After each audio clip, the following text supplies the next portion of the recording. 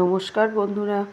একদিন সন্ধ্যেবেলা বেশ একটু মুখরোচক কিছু খেতে ইচ্ছে করে, তাই ঘরোয়া কিছু উপকরণ দিয়ে দেখো আমি কি একটু পকোড়ার মতো বানিয়ে নেব। এই যে এখানে ম্যাগিটা সেদ্ধ করে নিয়েছি, কিন্তু ম্যাগিটাতে আমি মশলাটা দিইনি, শুধু ম্যাগিটাকে সেদ্ধ করে নিয়ে নিয়েছি। আর এইবার সেদ্ধ করা ম্যাগিটাকে হালকা ঠান্ডা করে নিলাম, নিয়ে এর মধ্যে আমি অ্যাড করছি কাঁচা লঙ্কা কুচি আর পেঁয়াজ কুচি। পেঁয়াজ কুচিটা একটু পরিমাণ মতোই দিতে হবে, কারণ তাহলে টেস্টটা ভালো লাগবে। এরপরে আমি দিয়ে দিচ্ছি একটু ধনেপাতা কুচি, আর এর মধ্যে দিয়ে দিচ্ছি আমি গোলমরিচের গুঁড়ি।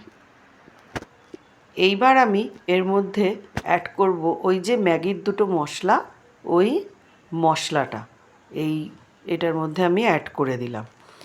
দিয়ে এর মধ্যে আমি এবার দিয়ে দিচ্ছি সামান্য একটু কর্নফ্লাওয়ার। কর্নফ্লাওয়ারের পরিমাণটা অল্পই, খুব অল্পই দিতে হবে।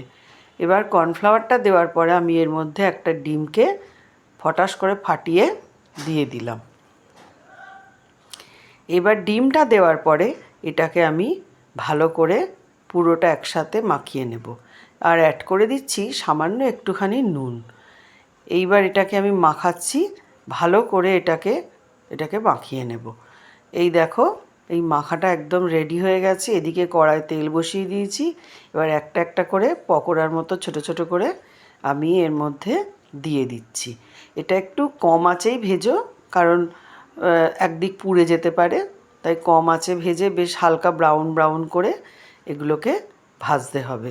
এটা খেতে খুব ভালো হয়, ধারটা বেশ কড়কড়া হয়, অথচ ভেতরটা খুব নরম নরম, বেশ সুন্দর। বানিয়ে দেখো যদি কেউ কোনো না বানিয়ে থাকো, আর যারা বানাও বা অন্য কিছুভাবে যদি বানিয়ে থাকো তাহলেও আমাকে তোমরা কমেন্ট করে জানিও কিন্তু। এই যে আমার ভাজা চলছে, এবার ভালো করে এইটাকে এপিট ওপিট করে আমি ভেজে নেব। নিয়ে এই যে ভাজা রেডি, এটা কিন্তু হালকা ব্রাউন করেই ভাজবো। এবার আমি এগুলোকে তুলে নিচ্ছি। এইভাবে আমি পুরো বাকি যতটুকু পকোড়ার ওই ম্যাগির মাখা আছে সবগুলোকে ভেজে নিলাম। এই দেখো আমার ভাজা কমপ্লিট। দুটো ম্যাগিতে খুব একটা কম হয়নি, এটা খেতে খুব ভালো হয়। যদি তোমাদের ভালো লেগে থাকে অবশ্যই লাইক কমেন্ট শেয়ার করো, আর সবাই খুব ভালো